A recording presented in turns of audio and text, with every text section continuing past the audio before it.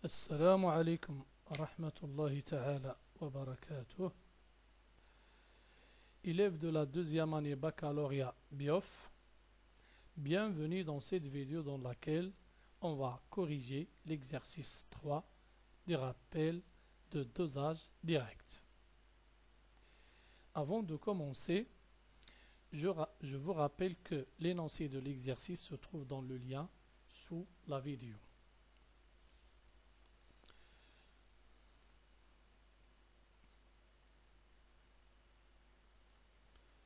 Exercice 3. Dosage d'une solution aqueuse de sulfate de fer 2 par une solution aqueuse de permanganate de potassium en milieu acide. On comprend à partir de ce titre que la solution titrée est le sulfate de fer 2 et la solution titrante est la solution de permanganate de potassium. On dose un volume V1 égal à 10 ml d'une solution aqueuse de sulfate de fer 2, Fe2 plus Aq plus SE4 moins Aq, acidifié, bien sûr, à la solution aqueuse de sulfate de voilà, on verse, on donne, voilà ici,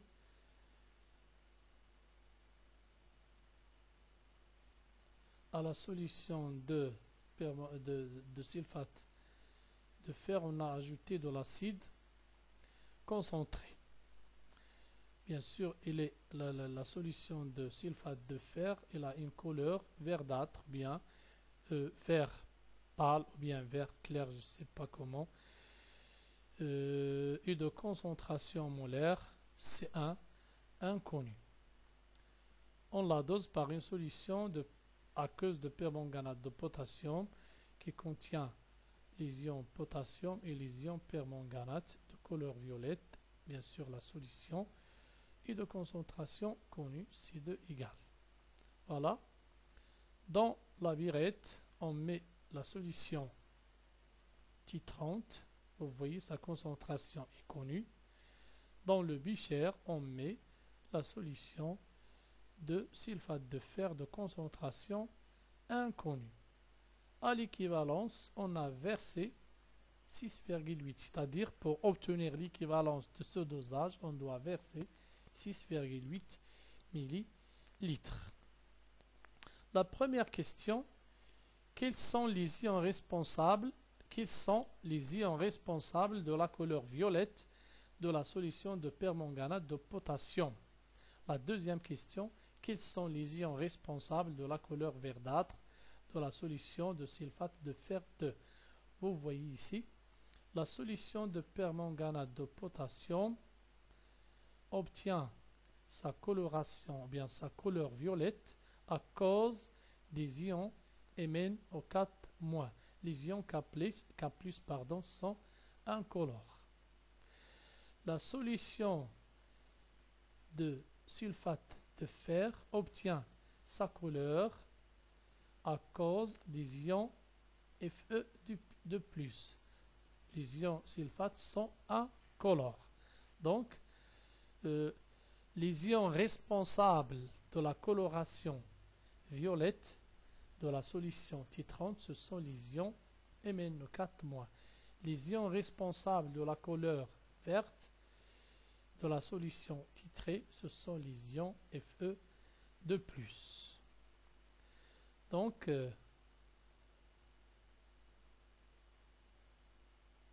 la réponse à la question 1 et 2. Les ions responsables de la couleur violette de la solution de permanganate de potassium sont les ions permanganate et MnO4-. Les ions responsables de la couleur verdâtre de la solution de sulfate de fer 2 sont les ions ferreux Fe2+. Ceci, c'est un rappel. Vous avez vu ceci dans les années dernières. Donc, ici, on vous rappelle que la coloration violette de la solution de permanganate de potassium est due à la présence des ions permanganate. La coloration verte de sulfate de fer 2 est due à la présence des ions Fe de plus. La troisième question.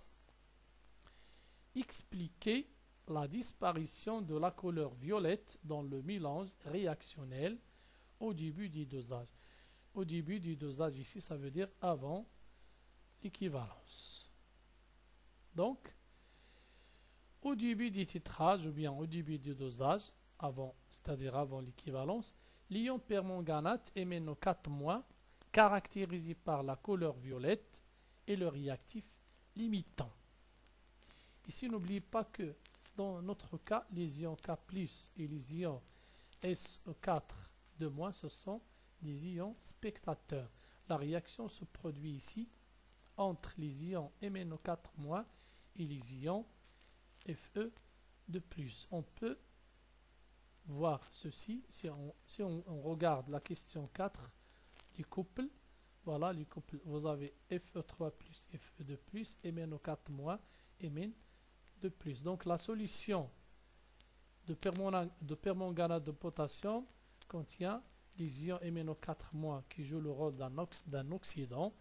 La solution titrée contient les ions Fe de plus qui jouent le rôle de réducteur. Lorsqu'on mélange les deux solutions, une réaction a lieu entre l'oxydant MnO4- et le réducteur Fe de plus. Donc on comprend que les réactifs de ce dosage sont MnO4- comme espèce titrante et Fe de plus comme espèce titrée. Donc, nous avons vu dans le rappel que avant l'équivalence, l'espèce titrante est limitant. Par contre, l'espèce titrée est en excès avant l'équivalence. Donc, au début du titrage, c'est-à-dire avant l'équivalence, l'ion permanganate MnO4- caractérisé par la couleur violette, comme on l'a vu dans la première question, est le réactif limitant. Il est donc entièrement consommé. Donc entièrement consommé, ça veut dire n'existe plus dans la solution, bien sûr, avant l'équivalence. Donc sa couleur va disparaître parce que la couleur violette est due à la présence des ions MnO4-. Mais avant l'équivalence, les ions MnO4- sont entièrement consommés. Donc pas de coloration violette avant l'équivalence. Ce qui explique la disparition de la couleur violette dans le mélange réactionnel. La question ici, on peut le voir ici dans le schéma. Avant l'équivalence, chaque goutte ajoutée par la burette, sa couleur disparaîtra. Pourquoi? Parce que les ions permanganate responsables de la couleur violette sont limitants. Ils sont entièrement consommés. Maintenant, voilà la quatrième question. Dans le Becher ou dans l'Erlenmeyer, ici on a utilisé un Becher, se produit une réaction d'oxydoréduction mettant en jeu les couples. Déjà, écrire l'équation de dosage. On a déjà vu cette équation dans le premier chapitre des réactions, les transformations rapides et les transformations lentes dans le rappel des équations d'oxydoréduction. Dans un exercice d'application, on a vu exactement la réponse de écrire l'équation de cette réaction. On a déjà répondu à cette question et pourtant on va le faire une autre fois. Voilà. Donc pour écrire l'équation bilan, il faut d'abord déterminer les réactifs. Donc les réactifs, d'après les données, sont l'oxydant MnO4- et le réducteur Fe de plus. Donc pour le couple, la demi-équation, voilà, toujours on écrit le réactif à gauche. Le réactif ici c'est MnO4- et sont conjugués à droite. Donc on va équilibrer les atomes. Ici nous avons Mn, un seul atome. Lorsqu'on veut équilibrer les atomes, on ne tient pas compte de la charge. Vous avez Mn Mn. Vous avez 4 atomes d'oxygène. Donc, on va les ajouter sous forme de 4 molécules d'eau. Donc, 4H2O. On a ajouté 4H2O, donc on obtient alors 8 atomes d'hydrogène. Il faut l'ajouter dans l'autre côté sous forme de protons parce que le milieu réactionnel est acide. Ça veut dire qu'il est riche en protons H+. Maintenant, les éléments chimiques sont équilibrés. Vous avez Mn, 8H, 4 fois 2, c'est 8. L'oxygène, vous avez 4, ici vous avez 4. Donc, il reste à équilibrer la charge. La charge, ici, vous avez 8 plus 1 moins. Donc, 8 moins 1, ça donne 7 charges positives. 7 plus dans ce côté-là, à gauche. Ici, vous avez 2 plus. Donc, il faut ajouter des électrons. Les électrons sont toujours ajoutés du côté de l'oxydant. L'oxydant ici, il est à gauche. Donc, on va ajouter les électrons à gauche. Donc, à droite, nous avons 2 charges positives. À gauche, nous avons 8 moins 1, c'est 7 positifs. Donc, il faut ajouter 5 négatifs pour avoir 2. Je vous conseille de revoir le rappel dans le chapitre de transformation rapide et transformation lente. Donc, c'est ça la demi-équation. Pour le deuxième couple, on fait la même chose. Le réactif ici, c'est Fe de plus, donc on l'écrit à gauche, sont conjugués à droite. Les atomes, ici, vous avez 1, 1. Donc, il reste à équilibrer la charge. La charge, on ajoute des électrons du côté de l'oxydant. L'oxydant de ce couple, c'est Fe3+. Donc, on doit ajouter les électrons à droite. Si vous avez 2 charges positives, ici, vous avez 3. Donc, pour avoir équilibre, il faut ajouter un électron. Donc, 3 moins 1, c'est 2. Ici, vous avez 2. Donc, ce sont les demi-équations. D'abord, donc, avant de faire la somme membre par membre, pour écrire l'équation bilan, on doit équilibrer le nombre d'électrons échangés entre l'oxydant et le réducteur. Ici, l'oxydant a capté 5 électrons. Ici, le réducteur, bien sûr, a perdu un électron. Donc, il faut équilibrer. Donc, on doit multiplier la première équation par 1 et la deuxième par 5 parce que 5 est un multiple de 1. Donc, on multiplie la première équation par 1.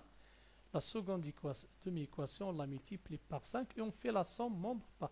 Donc, en multipliant la première demi-équation par 1 et la deuxième par 5, on obtient à gauche 5 électrons.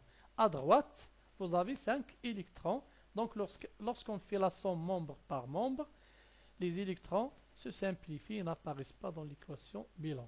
Donc, MnO4- multiplié par 1, Fe2+ multiplié par 5, 8H+ fois 1, c'est 8H+. Au lieu de 2 flèches, on utilise une seule flèche dans l'équation bilan. Mn fois 1, c'est Mn2+. Ici, vous avez Fe3+ fois 5. Ici, vous avez 4H2O fois 1. Donc, c'est ça l'équation. Voilà. On passe à la question 5. La question 5. Comment l'équivalence peut-elle être repérée? Voilà. C'est facile. Voilà. Vous voyez ici au début, nous avons dans le bichère le mélange est de couleur verdâtre. Chaque volume ajouté, la coloration violette disparaîtra. Donc, lorsqu'on atteint l'équivalence, à l'équivalence, vous voyez que il y a changement de couleur. Vert devient rose. Donc, on va repérer l'équivalence ici par le changement brusque de la couleur. Lorsqu'il passe du vert au rose, on va fermer le robinet. Donc, c'est ça la réponse. À l'équivalence, tous les ions Fe2+ ont réagi. C'est normal, c'est la définition de l'équivalence. À l'équivalence, les deux réactifs forment un mélange stoichiométrique. Ça veut dire qu'ils sont entièrement réactifs, donc, ou bien consommés. À l'équivalence, tous, ou bien toutes les ions Fe2+ ont réagi. Donc, la première goutte versée contenant les ions permanganate ne se décolore plus. Pourquoi? Parce que les ions Fe2+ sont disparus. Donc, les ions MnO4-, bien sûr, juste après l'équivalence. Donc, les ions MnO4- ajoutés ne réagissent plus parce que la réaction s'est arrêtée. Donc, la couleur, puisque les ions permanganate ne réagissent plus, donc, ils ne se décolorent plus. Donc, car les ions permanganate ne réagissent plus et donnent une teinte rose. Normalement, la couleur des ions MnO4- est violette. Mais pourquoi ils nous donnent une coloration rose? Tout simplement parce que juste au voisinage de l'équivalence, à la goutte près, lorsqu'on ajoute une goutte après l'équivalence, bien sûr, une goutte, ça veut dire de concentration faible. Donc, la coloration violette, lorsque les ions sont de concentration faible, il devient rose. De toute façon, ce qu'il faut retenir ici, c'est que au début des dosages, on a dans le bichère la couleur est verte. Lorsqu'on continue à ajouter les ions MnO4-, à un certain moment, les ions Fe2+ et les ions MnO4- apportés par l'éprouvette vont réagir et sont entièrement consommés. Juste au voisinage de l'équivalence, la première goutte ne se décolore pas parce que les ions MnO4- ne réagissent plus. Pourquoi? Parce que les ions Fe2+ n'existent plus dans la solution. Donc, lorsque la couleur passe du vert au bleu, on s'arrête, on ferme le robinet et on note le volume VE versé à l'équivalence égal à 6,8. Donc, c'est ça. À l'équivalence, toutes les ions Fe2+ ont réagi. La première goutte versée, bien sûr, après l'équivalence, contenant les ions permanganate, ne se décolore plus, car les ions permanganate ne réagissent plus, et donne une teinte rose. Rose parce que la concentration est très faible au voisinage de l'équivalence. Voilà, donc, à l'équivalence, la couleur des mélanges réactionnels passe du vert clair au rose. La question numéro 5. La question numéro 6. Comment expliquer la persistance de la couleur violette après l'équivalence?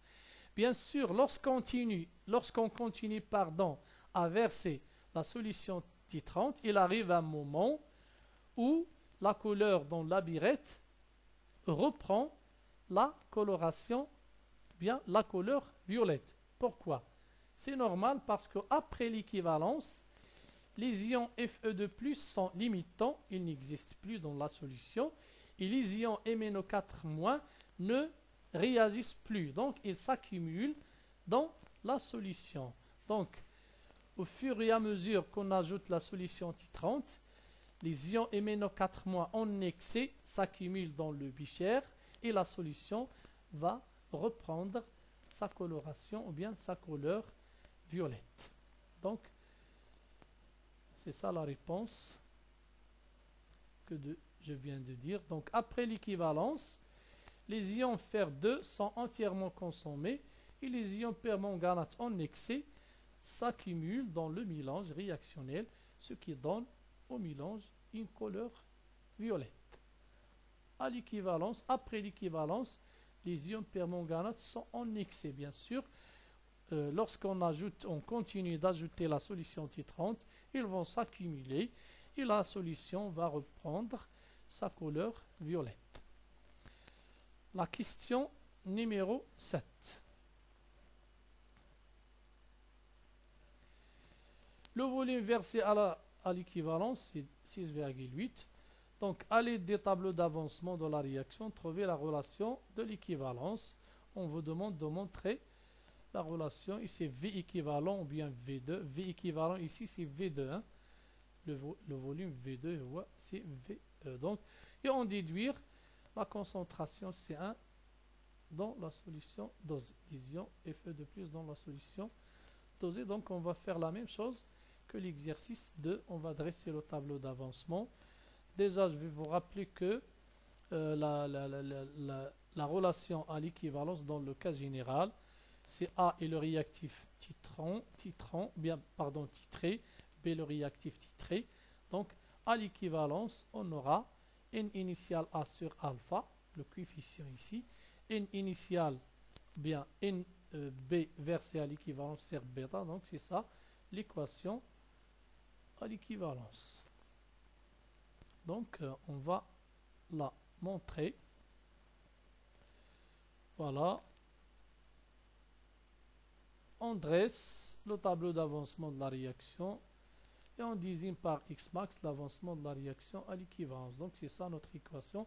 Vous voyez ici le coefficient alpha, 5, bêta égale à 1. Donc, on aura N initial Fe de plus sur 5 égale NE versé à l'équivalence sur 1. Donc, état initial, ça c'est la quantité, parce que ici, NE désigne la quantité de matière, division MnO4- versée à l'équivalence. N initial désigne la quantité de matière, division Fe de plus initiale dans la solution attitrée. Lision, ici nous avons utilisé une solution acidifié, c'est-à-dire on a ajouté un peu de l'acide très concentré, donc les ions H+ sont en excès. Même chose pour l'eau, l'eau est en excès parce que l'eau est le solvant et les solutions que nous avons, ce sont des solutions aqueuses, c'est-à-dire le et le solvant. Donc l'eau est en excès, même chose, les ions H+ sont en excès parce qu'on a acidifié la solution par de l'acide concentré. Donc N initial Fe, c'est la quantité des ions Fe contenus dans le volume V1. Ne MnO4-, c'est la quantité des ions permanganate contenus dans le volume Ve versé à l'équivalence. Donc on va utiliser la définition donc à l'équivalence. Les deux réactifs ici sont limitants, c'est-à-dire ils sont entièrement consommés. Donc ça veut dire la première équation, on aura N initial moins 5x max égale à 0 et en même temps Ne MnO4- moins x max égale à 0. Donc la première équation nous donne x max égale N initial sur 5. La deuxième équation nous donne x max égale Ne sur 1 ou bien égale à Ne. Donc ces deux valeurs de x max sont égaux parce que x max vérifie les deux équations à la fois parce que nous avons ici et. Donc l'équation et, ça veut dire x max vérifie les deux équations en même temps. Donc on aura en même temps x max c'est N initial Fe sur 5. Ici aussi égal à Ne MnO4-. J'ai divisé ici par 1 pour faire apparaître l'équation à l'équivalence dans le cas général. N initial A sur alpha, NEB sur bêta. L'un des coefficients dans notre cas, alpha égale à 5 et bêta égale à 1. Donc, on remplace les quantités de matière par la concentration fois le volume. Les ions fer 2 viennent de la solution de concentration C1 et de volume V1, donc leur quantité de matière N initiale C1V1. Les ions permanganate de concentration C2 et le volume versé à l'équivalence VE. Donc on aura C1V1 sur 5 égale C2VE. Voilà. Pour calculer C1, on utilise l'équation à l'équivalence. Donc nous donnons C1 égale 5C2VE sur V1. VE ici c'est V2, le volume versé à l'équivalence. Donc on trouve ici on n'a pas multiplié par 10, on n'a pas converti le volume en litres parce que on va multiplier au numérateur par 10 à la puissance moins 3 et au dénominateur par 10 moins 3, il va se simplifier. C'est pour cela on n'a pas converti. Donc on a laissé VE et V1 en millilitres parce que le coefficient 10 moins 3 va se simplifier. Donc on obtient la concentration égale à 4,08 10 à la puissance moins 2. Bon, la correction des exercices de ce rappel est terminée. Donc, pour cette vidéo, on s'arrête ici. Révisez bien et faire les exercices. Bon courage et merci et à bientôt.